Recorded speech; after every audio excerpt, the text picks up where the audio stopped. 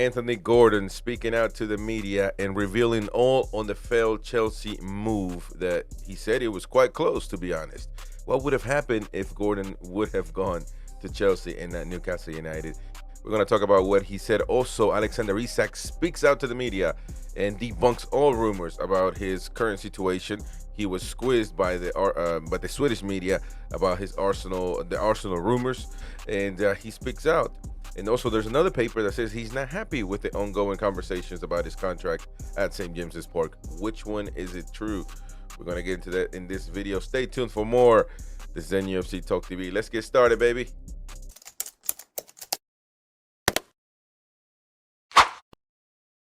Anytime, let's get right to it. Don't forget, hit the like button. Let's get to 100 likes right now. Don't lose time. Don't waste time.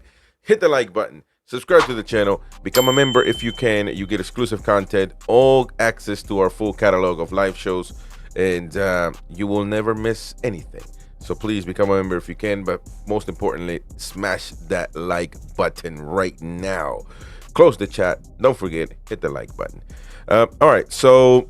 And of course, let us know what you think in the comment section down below. As you see, you're going to be seeing news scroll down there. Those are live news from different media sources, media outlets. Nothing that we've come up with. So just bear in mind those news that you see on the bottom. They're coming from media outlets themselves, not me or anybody at NUFC Talk TV. Like you said, we're not like I always say, we're not in a position to confirm, deny anything. We just share the news with the fans, and you guys decide what to believe or not. All right, so the Independent coming out, well, obviously paraphrasing a lot of the answers that Anthony Gordon have come out as he reveals that about his Chelsea move. I believe it was 50 million pounds that Chelsea wanted to pay for Anthony Gordon at the time. Tuchel was in charge of Chelsea, and now he's in charge of England. And he was asked about what would happen, you know, what do you think would have happened at the time? And he says this: it was quite close, to be honest. Gordon said it was I was desperate to go at the time and work with him, especially I felt my style would suit his style of play, the way he was playing at Chelsea, which was very exciting for me. It didn't end up happening. It was a big opportunity for me that didn't end up happening, and I'm looking forward to getting to work with him a couple of years later. Gordon had caught Tuchel's eye when he played a starring role in Everton's 1-0 win over Chelsea in May 2022, a result that helped the Merseyside club win their battle with relegation. And the German praised him, of course, on that performance. He wanted to get him. This article says 40 million. I always thought it was 50 million, but whatever. Tuchel was interested and wanted him to go there. He also says, I spoke to him after the game. Gordon recalled, I shook his hand, and that was about it. At the time, Gordon didn't know that Chelsea's Champions League winning manager would take charge of England a couple of years later. No, definitely not, he added. He was doing so well at Chelsea at that point, so it's hard to imagine what will come in the future. So obviously Gordon, as you've seen here on this article, he's proven his versatility at Newcastle, displaying the ability to operate in his best position on the left wing, but also on the right and as a center forward. I think that if we are very honest, though, Newcastle United fans that watch the games weekly, we are, for the most part, not really excited for him as a center forward. He can do a job, I guess, if you want, if you will, if you need it, if you need somebody there. But it's not really, you don't really get his best positions as a center forward. The question is, if Newcastle are going to be playing him on the right side, well, how long are you really going to... He's going to be playing on the right side, and then for England, more than likely, don't know about this match in particular, these matches here, because Bukayo Saka is not there, etc. But Foden, I don't know if Foden went. But regardless, he's probably going to get more time on the left side for England. And, you know, I think if he plays on the right for Newcastle, goes on the left, he can go on the left for England, no issues. But other people have the opinion, and you got to respect that opinion, that because he's playing on the right, that Gordon might want to play on the left for Newcastle because he will showcase his talents on the left, and for England, because that's the spot that's open in England. I don't know. I don't know if I necessarily agree with that, but at the end of the day, That's what people tend to say nowadays. So we'll have to see what happens there. Another man that has spoken, and by the way, with Gordon, everything seems to be good as far as the injury is concerned. It was a hip scare, and everything looks to be good. So we'll have to see how that develops. But I mean, for what we've seen right now, they are in really good spirits, and he seems to be in good spirits about that anyway. Another piece of news, very important. We're not messing around. We're getting right into it. And Alexander Isak, he's spoken out to the Swedish media, and you know, he's had his opinion on what's going on with the club, and the contract talks, etc. He was asked about the Arsenal rumors, and maybe not the ideal way of starting your international duty, because every time he goes there, he gets asked all the time about his transfer rumors, about the especially about these Arsenal talks. And he has already talked once before. He said he was happy at Newcastle and he didn't really have or needed, you know, anything. He was happy. And obviously right now the rumors are coming out once again, because apparently he doesn't want to sign a contract right now. He's still got 3 years left, 4 years left, close 3 years definitely. And that he might want to go, or might want to be sure before he signs a contract, that he wants to be in a Champions League type club, the Champions League that compete in the Champions Leagues in and year out. It was followed by comments from journalists, from managers, from Eddie Howe, saying that the players need to perform to that level as well, not just say we want to be in that type of team, but also give their input. So it's a bit of a tough situation, to be honest, but players look for that type of, it's about the ambition of the club. Let's not waste any time though. Let's go right to it. And what Mr. Alexander Isak was asked, and he spoken. So Alexander Isak asked by Swedish media outlet Football Snackallen, oh my gosh, I'm horrible with that, about the non-stop Arsenal rumors. And right here, detail in paper, you read his answers. Throughout my career, I have never commented on media rumors during the season about opposed interest from their clubs. He also said there has been many such years where that moving clubs have been talked about. It doesn't affect me. My situation at Newcastle, I have never had any problem there, and I'm fully focused on my task there. That we will have a fantastic season. Typical political answer, to be honest, though. What is he going to say about that? I mean, he also says there are still great opportunities for that, and I have no thoughts about anything else. Much of what I read about myself in the media is not true. There you go. That is all I can say about the whole thing. So there is Alexander Isak commentating on the rumors. I wouldn't expect them to say, yeah, you know, we have a horrible team and can't wait to leave. Obviously, I don't think that's the case anyway. But still not reassuring to a certain extent. I mean, but should he be reassuring people on what's going to happen 3 years from now, or maybe not? Maybe another club or Arsenal come in the winter, in the summer, whatever, and tries to acquire Isak. Well, they're going to have to pay a lot of money. And as far as contractual things is concerned, he still has a contract, and you know, we have to wait and see. We have to wait and see what happens. Really, I mean, nobody really knows, and nobody really knows what's going on in his head, what he truly feels. The fact that he didn't want to sign, and the rumors out there are that he's waiting for the club to be in a certain situation, in a certain position when it comes to European football. Well, it's actually his prerogative. He can. That's his decision, and we shouldn't have to judge him on that. But as far as what he says to the media right here, he says that everything is fantastic, and he hopes that we're going to have a great season. And much of what he reads about the media, about him, is not true. So you can take what he's saying and believe that, and that's fair enough as well. Now, you know, as you see right there on the bottom, man, this right here, I agree with that. It must be at least as irritating for Alexander Isak as it is for Newcastle United fans when it comes to the media constantly making stuff up about him, claims of interest in moving on, and so on. Like, you have to try to keep an objective mind with this, because players and protagonists, managers, are not going to tell you exactly what they're feeling, unless they're very, very convincing. And I don't see anything from here. I mean, this is an answer that you would expect, to be honest. You know, you wouldn't expect anything less. If not, it would be mayhem. So, you know, listen, man, we're fans. We know about football, and football is a tough ground. And players do say things that are in their convenience. So do managers and directors, etc.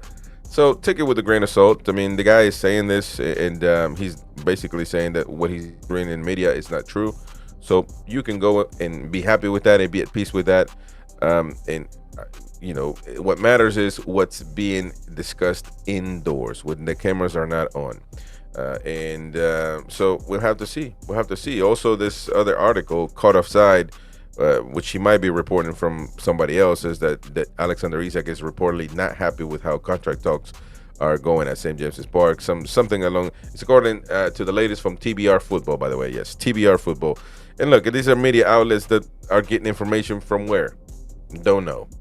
So, like I said, you also need to take this with a grain of salt. They're saying that there is now the expectation that Isak could move on from Newcastle in 2025, especially if they don't qualify for the Champions League. Well, somebody is going to have to pay for him. That's the thing. So they say the Magpies don't seem to have made a positive progress in contract talks with Isak. It seems like there's an issue with the release clause, issue with maybe him wanting to be the highest paid player. And that's why you get into this. I don't know if this is true, but if it is, you get into this situation with the highest paid players every season.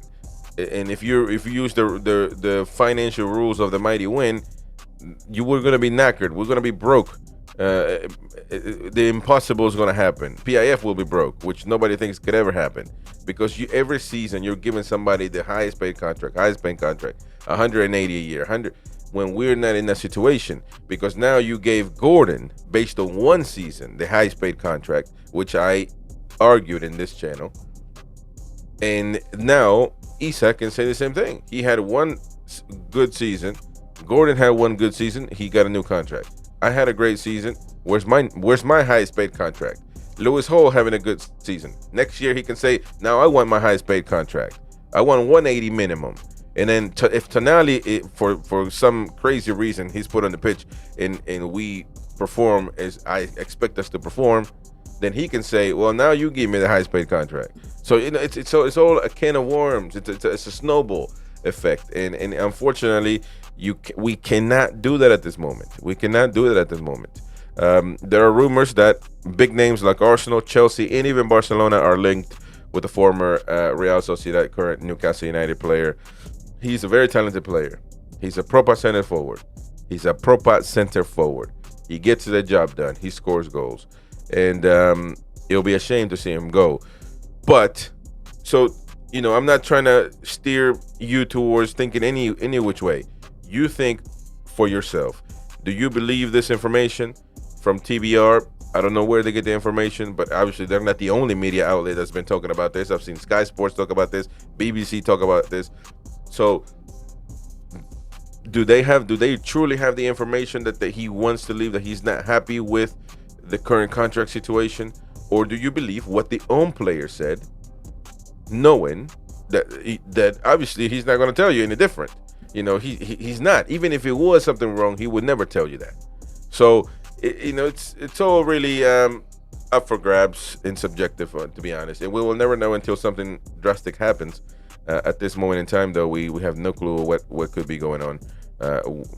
But we can only wait. We can only wait and see. All right, let's move on to the next one. Let us know what you think in the comment section down below. Don't forget to hit the like button right now. Please hit the like button. Help us support the channel. And all right, so as far as this is concerned, look at that. David Ginola bringing up an old school story about his time at Newcastle and how he didn't want to leave. He went a little bit on a rant. He gives an explosive truth on Newcastle United exit and bitter clash with Kenny Dalglish. Kenny Dalglish not liked by many, to be fair, but you know, he wasn't good. Kenny Dalglish, as some would call him. And he gave us let's go a little bit back in history and see what actually happened. According to Ginola, maybe this is the first time he's clearing up the air. He says Ginola's £2.5 million sale in 1997 to Spurs sparked plenty of criticism for Dalglish at the time, just weeks after the club had finished second to qualify for the Champions League for the first time. Ginola would go on to White Hart Lane and win the PFA Player of the Year in 98-99. So he was very much active, and that's the thing. We can't get into selling players, man, because this is what happens. We've seen this movie before. People say, we can sell Bruno, we'll get another one. We can sell Ginola, we'll get another one. Well, that's what happens. We can sell Isak, we'll get another Isak. This is what happens. You sell and you forget to buy. Just like it went the other way this past season. We got all these players, Bruno, Isak, thinking we were going to sell one of them because of PSR reasons. And nobody came in for anybody. So we got stuck with a big PSR problem. So now, can you have the perfect formula? Maybe not. Maybe you can't predict football that well. But at the end of the day, when it comes to selling award players, I would be very careful, thinking that we can just sign anybody. I would be very careful because if we want to be irrelevant, it's about football now. It's not about making money. It's not about none of that. It's about football success. So on his leave, David Ginola went on a bit of a rant. He says he tried to get rid of all foreign players Kevin signed. What's the reason? He says, I was frustrated at the time, and I said something in the newspapers that if things don't change, I will have to leave. The following day, we had a row.